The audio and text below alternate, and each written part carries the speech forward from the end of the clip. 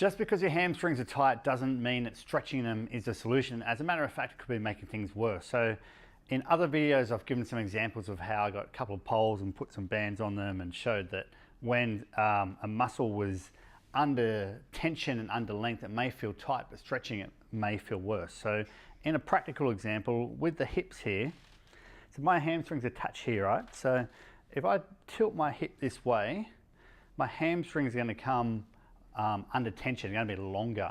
That's going to feel tight to me. I'm going to be inclined to want to stretch it, but that's just going to pull me further into this position. As a matter of fact, my hip flexors are shorter here. So I can fix that with one exercise, which is also going to have the benefit of allowing me to use my hip flexor range of motion.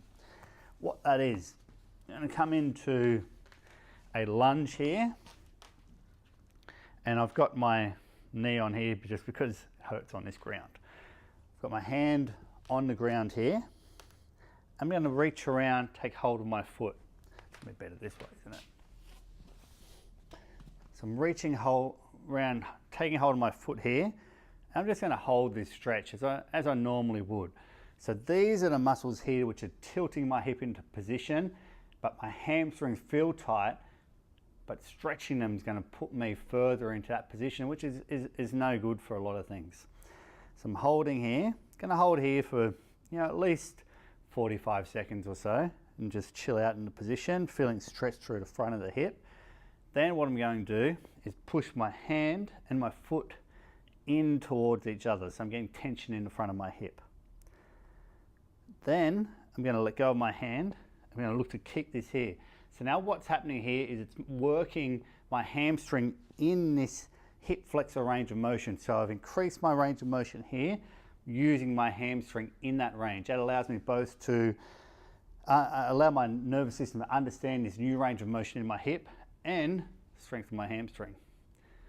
Do this again, and then you'll probably find that you've got a little bit more range in that front of that hip.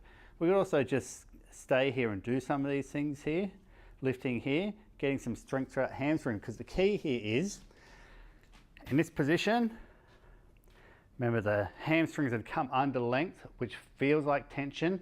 Stretching is not the go for that. We want to stretch here, we want to strengthen here, we want to pull ourselves back into this position.